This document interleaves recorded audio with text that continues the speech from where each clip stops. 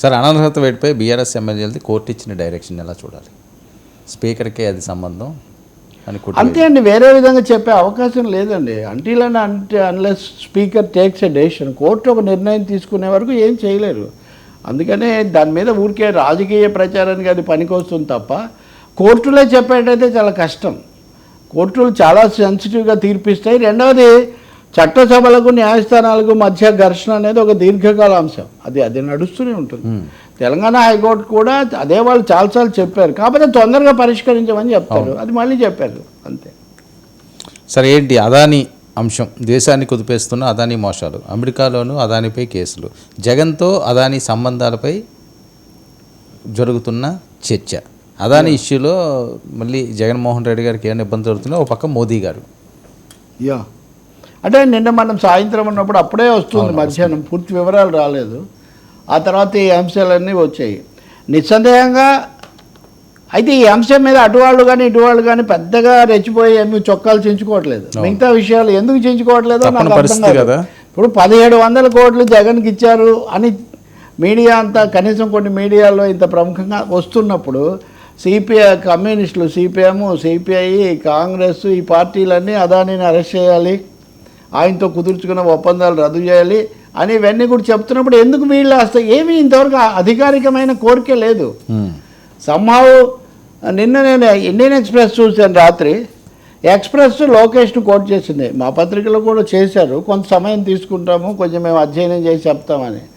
లోకేష్ మొన్న కూడా విశాఖపట్నంలో 3 లక్షల ఉద్యోగాలు ఇట్లాంటివి చెప్పినప్పుడు డేటా సెంటర్ అదానీ పెట్టబోతున్నారు, అదానీ కూడా ఇంట్రెస్ట్ చూపించాడు, చాలామందితో కలిసి. అంతకుముందు కూడా ఆయన విదేశాలకు వెళ్ళినప్పుడు అక్కడ అదానీ అనుకోకుండా కలిశారని కూడా పెట్టారు. సో అదానీతో సంబంధాలు అంతకుముందు చంద్రబాబు ఉన్నప్పుడు ఉన్నాయి, జగన్ ఉన్నప్పుడు ఉన్నాయి, ఇప్పుడు కూడా ఉన్నాయి.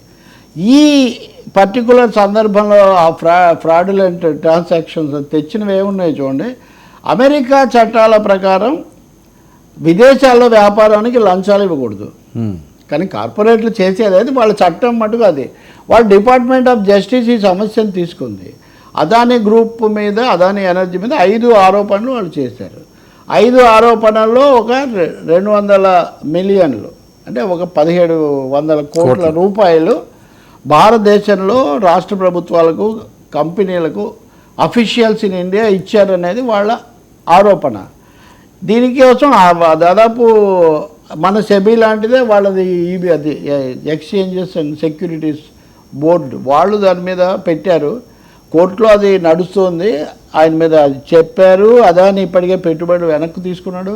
ఇది పెట్టుబడుల కోసం ఇష్యూ చేసిన నోట్, అదేదో నిన్న ప్రకటిస్తారనుకున్నారు బాండ్స్ కోసం, అది కూడా ఇష్యూ వెనక్కి తీసుకున్నారు. సో చాలా ప్రకంపనలు ఉన్నాయి. దీంట్లో ఒక 2-3 పాయింట్స్ లాగా చెప్పగలుగుతాను నేను. ఇది చాలా చర్చ జరుగుతుంది కాబట్టి. మొదటిది, ప్రపంచ స్థాయిలో ఈ నివేదిక బయటికి రావటం, రెండోసారి మూడోసారి అదానీకి ఇక్కడ పెట్టడం అన్నది మోడీ యాంగిల్లో ప్రధానంగా జరుగుతుంది. ఇట్ ఇస్ మెయిన్లీ అదానీ కాదు, మోదా అని అంటుంటారు. మోడీ ప్లస్ అదానీ కలిపి మోదా అని అనడం కూడా మనం వింటుంటాము. కాబట్టి మోడీ, ఎన్డీఏ, బీజేపీ అనే చర్చ లేకుండా ఇది కేవలం మామూలుగా ఆంధ్రప్రదేశ్లో ఏ చూసినా జగన్ వర్సెస్ చంద్రబాబు అక్కడే ఆగిపోతుంది. బట్ ఇది ఎన్డీఏను, మోదీకి ప్రధానంగా ఎక్కుపెట్టబడిన ఒక సమస్య. రెండవది, ఇవన్నీ దేని ద్వారా జరిగాయి?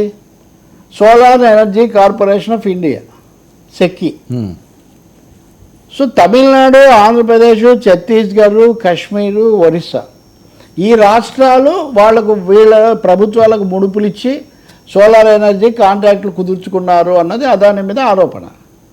కానీ వీళ్ళందరూ ఏమంటున్నారు, మేమందరం సెకీ ద్వారా కుదుర్చుకున్నాము, ఓకే, మా ఒప్పందం సెకీతో తప్ప అదానీతో కాదు. తమిళనాడు మంత్రి కూడా ఈరోజు అదే చెప్పాడు. సో ఇక్కడ కేంద్ర ప్రభుత్వం ఇక్కడ ఒకటి ఉంది, అది ఒక విధంగా కేంద్రంలో ఉన్న ఎన్డీఏని ఇప్పుడు ఆంధ్రప్రదేశ్ను కూడా పాలిస్తుంది. మూడో అంశం వర్మ, అంతకుముందు చంద్రబాబు హయాంలో సోలార్ పవర్ యూనిట్ 5 రూపాయలకు తీసుకున్నారు. దాన్ని తగ్గించడం కోసం నేను ఒప్పందం కుదుర్చుకున్నాను 2.40 పైసలకే. దీని ద్వారా మనకు 3000 కోట్లు ఎంతో ఆదా అయిందని వైసీపీ వాళ్ళు వాళ్ళ పత్రికలో, వాళ్ళు కూడా ఇంతవరకు అఫీషియల్గా ఏం చెప్పలేదు, ఒక నోట్ ఏదో పంపించారు తప్ప.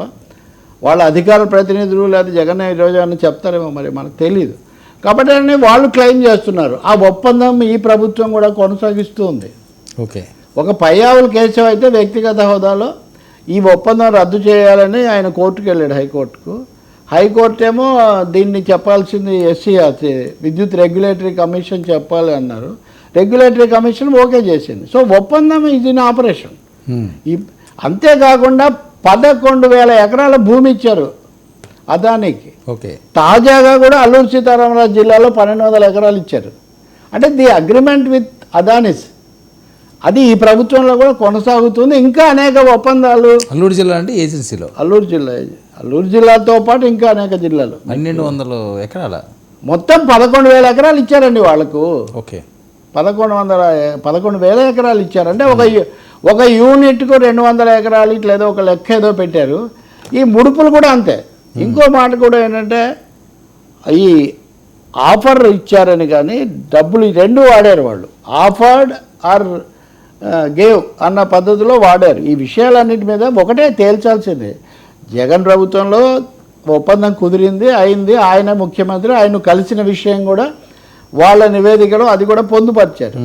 కాబట్టి దీని మీద ఒక సిబిఐ దర్యాప్తు జరపటం. ఈ లోపల పార్లమెంట్ రేపటి నుంచి 25 నుంచి ఏదో పార్లమెంట్ సమావేశం సిబిఐ దర్యాప్తు జరపాలి. జాయింట్ పార్లమెంటరీ కమిటీ జేపీసీ వేయాలి. మూడవది ముఖ్యమైనది చంద్రబాబు నాయుడు ప్రభుత్వం చేయాల్సింది జగన్ గురించి చెప్పడంతో పాటు వాళ్ళతో ఉన్న ఒప్పందాలు రద్దు చేయాలని అనుమానాస్పదం కదా. అమెరికాలోనే ఇంత విమర్శలకు అనుమానాలకు దారితీసినటువంటి అదానీ సంస్థతో తాజాగా కూడా మనం ఎందుకు ఒప్పందాలు కుదుర్చుకుంటున్నాం? అసలు నాకు తెలిసి విశాఖ ఉక్కును కూడా అదానికి ఇవ్వాలన్న దాంతో ఈ ప్రైవేటైజేషన్ డ్రైవ్ మొదలైంది.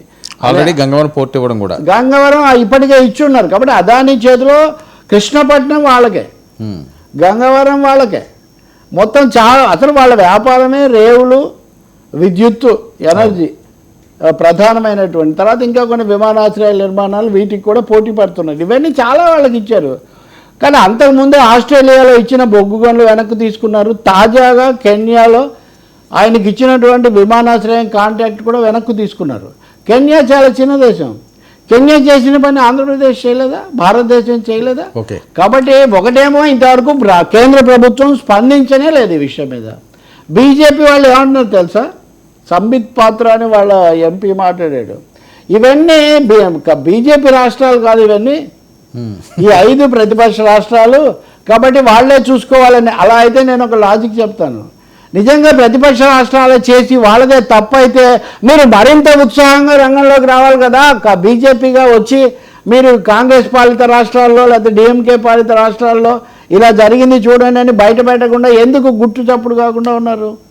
కాబట్టి వీళ్ళందరి మధ్యలో రాహుల్ గాంధీ నిన్నే చెప్పాడు, అదానీని అరెస్ట్ చేయరు, అదానికి ఏం కాదు, మోదీ రక్షణ చట్రం అదానికి పూర్తిగా ఉంటుంది అని.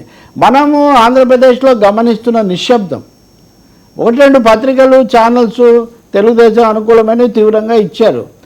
కానీ పత్రికలు, మీడియా వేరు, తెలుగుదేశం వేరు, ప్రభుత్వం వేరు. కాబట్టి దీని మీద లాంఛనప్రాయమైన స్పందన. నిన్న మధ్యాహ్నం నుంచి అసెంబ్లీ జరుగుతుంది. మీరేమి చిట్టపట్టలు పటపట్టలు హీట్ ఎక్కినా అదేం చూడరే. మరి 1700 కోట్లు జగన్ ప్రభుత్వంలో చేతులు మారాయి, ముడుపులు తీసుకున్నాడు. వాళ్ళు #1 అని పెట్టారు, పేరు పెట్టకుండా హయ్యర్ అఫీషియల్ #1 అని. #1 ఎవరనేది ఒకటి. సో ఇవన్నీ ఇన్వాల్వ్డ్, ఒప్పందాలు కూడా కంటిన్యూయింగ్. దీంట్లో సెకీ అనేటటువంటి SCCI solar energy corporation of India కూడా ఉంది. దానికి 12,000 ఎకరాల భూమి ఆంధ్రప్రదేశ్లో ఉంది. అందుకనే వామపక్షాలు అయితే అన్నీ రద్దు చేయండి అని కూడా అడిగాయి. కాంగ్రెస్ కూడా అడిగింది. మరి రద్దు చేయడానికి ఏమైనా సిద్ధమవుతారా? ఏమైనా విషయాలు పంచుకుంటారా? ఇందాక బహుశా చంద్రబాబు అనుకుంటాను మరిన్ని వాస్తవాలు బయటికి రావాలి, తెలుసుకుంటామని ఏదో అంటున్నారు. కానీ జనం ఊహించిన స్థాయిలో, అంటే ఏది పాన్ ఇండియా లేదా పాన్ గ్లోబల్ సినిమా అనుకుంటే ఇది లో బడ్జెట్ ఫిలిం లాగా నడుస్తుంది వ్యవహారం. ఎందుకు అంటే అదానీ చేతులు చాలా పొడవైనవి, ఆయన వెనక ఉన్నటువంటి విగ్రహం మరింత పెద్దది. అందుకని దీని మీద చాలా గట్టిగా దృష్టి సారించి కాపాడుకోవాల్సిన అవసరం ఉంది. లేకపోతే రేవులు, విమానాశ్రయాలు, ఫ్యాక్టరీలు అన్నీ వాళ్ళకే పోతే ఇంకేం జరుగుతుందండి? మనం పట్టించుకోకపోయినా అమెరికా పట్టించుకుంటుంది. ఎందుకంటే అమెరికా చట్టాల్లో ఇది తీవ్రమైన నేరం, వాళ్ళు పెట్టుబడులకు సంబంధించి. దీంట్లో ఇంకో డైమెన్షన్ కూడా చెప్తాను నేను. బీజేపీ అనుకూలమైన సైట్స్ పత్రికలు వాళ్ళ ఇంటలెక్చువల్ రిసోర్సెస్ వాళ్ళు వేరే స్టోరీ ఇస్తున్నారు. సోరేస్ అని ఒకడు ఉన్నాడు. ఈ సోరేస్ అనేవాడు వ్యతిరేకం అదానికి. భారతీయ పెట్టుబడిదారులు అంతర్జాతీయంగా ఎదగకుండా ఉండడం కోసం ఎప్పటికప్పుడు ఏదో ఒకటి చేస్తున్నారు. కాబట్టి అదానీని ఇందులో ఇరికించడానికి ప్రయత్నం చేస్తున్నారు. అదానీని ఎందుకంటే మోడీని దెబ్బతీయడానికి అని. సో ఇంత లోగుటు దీని చుట్టూ ఉంది. కానీ చాలా వివరంగా బయటపెట్టారు వాళ్ళు ఈ ముడుపులు ఇవన్నీ. ఇంతకుముందు కూడా మనకు తెలుగులో వచ్చింది, confessions of an economic hit man అని, ఒక దళారీ పశ్చాత్తాపం అని తెలుగులో అనువాదం చేశారు. వీళ్ళు ఏ విధంగా ముడుపులు ఇచ్చి దేశాల విధానాలను ఇన్ఫ్లుయెన్స్ చేస్తుంటారని. ఇదే సోలార్ ప్యానల్, ఇది జగన్ కుదుర్చుకున్న ఒప్పందం 20 ఏళ్లకు. 20 అసలు దాని మీద అన్నారు ఎవరో, 20 ఏళ్ల పాటు ఒకటే రేటు ఎందుకు ఇస్తారండి? సోలార్ పవర్ అనేది మీరు ఒక్కసారే ఇన్ఫ్రా పెడతారు, అవును, తర్వాత రేట్ తగ్గాలి, ప్రోగ్రెసివ్గా తగ్గి ఏ రూపాయికో రావాలి. అదంతా లేదు. కాబట్టి చాలా గూడుపుఠాని, వేల కోట్ల రూపాయల చేతులు మారిన వ్యవహారం. పైగా చంద్రబాబు జగన్ వీళ్ళు ఎవరున్నా ఉండకపోయినా అధికార యంత్రాంగం కూడా అదే ఉంది. ఎందుకంటే అఫీషియల్స్ అనే పదం కూడా చాలాసార్లు వాడారు. కాబట్టి చాలా క్షుణ్ణంగా దీని మీద దర్యాప్తు జరపాలి. ఒక దాటవేత, ఒక నిగూఢ నిశ్శబ్దం, అలాగే మోదీ పేరెత్తకుండా మాట్లాడే పెద్ద మనుషుల తత్వంగా ఇది మారాల్సిన అవసరం ఉంది.